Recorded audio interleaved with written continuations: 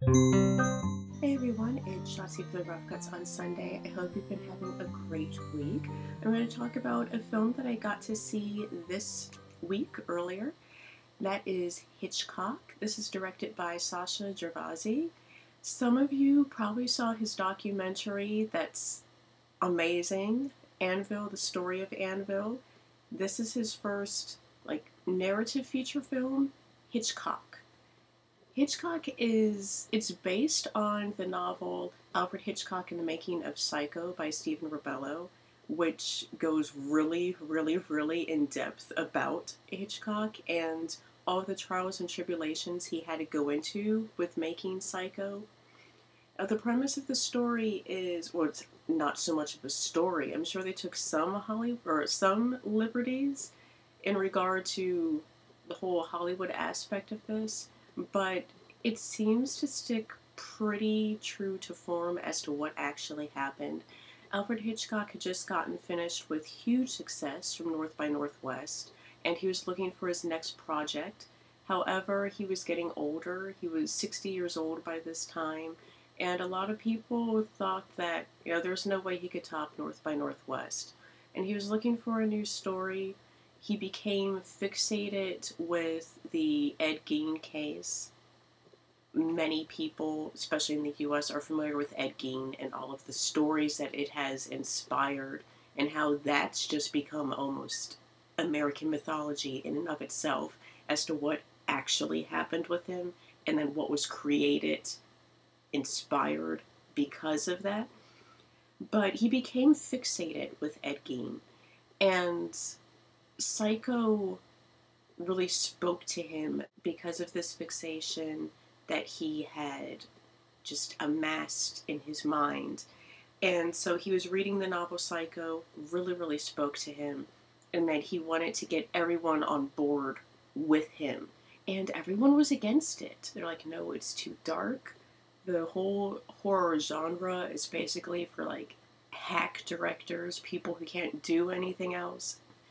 But that made him want to do it even more. He was determined to make Psycho, to the point to where he had to finance the whole thing himself. And he had to ask some favors from people to get on board with him. And it was just kind of like a mishmash of all of these people against him, but his determination saw it through. And people were against it the entire production. So he was able to get Janet Leigh finally, after other women had turned it down. And it's a really telling story. But apart from Psycho, it's really a love story between Alfred Hitchcock and his wife Alma, and how kind of without her he was just alone. He had a lot of insecurities, like many geniuses. He had a lot of insecurities, and this really shows that.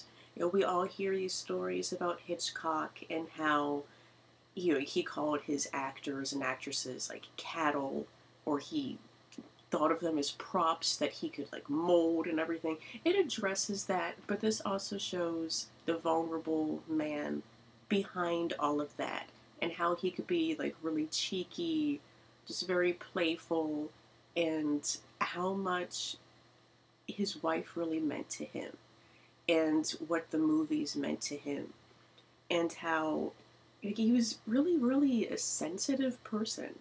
But this was a great, great film, very well done. Sacha Gervasi, the Q&A afterwards, I wish there could be a DVD of just the Q&A. He's hilarious. Oh my gosh. He's a funny, funny man. And also, Anvil 2 is in the works. I think it's something called Anvil 2. Anvil tries to help the world or save the world or something like that. Concert that's going to be given in Jerusalem next year. So check those out. Check out Anvil, Story of Anvil. Check out Hitchcock when it comes out in theaters, November 23rd. It's definitely a great, great film. One of the best this year, I think. Anthony Hopkins, Helen Mirren, Scarlett Johannsen, James D'Arcy. Great cast, great script, great direction. Really, really fine film all around. Now for the announcement.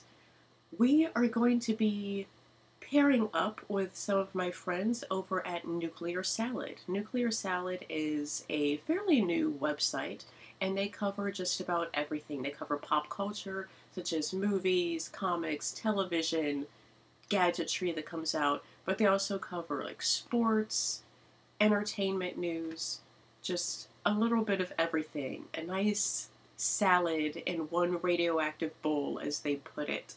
Check them out, Nuclear Salad. So nothing's going to really change much here. It's just that you will still get the content that you find here. And over there, you can go into some more depth articles on a wider range of movies that are coming out, as well as television, sports, just about everything. So check them out, nuclearsalad.com. And we will be here for you. And eventually, we'll start branching out more. This is a rebirth period. A lot of good things coming up. I will see you all next time. Until then, goodbye. I am off to Wurstfest. See you later.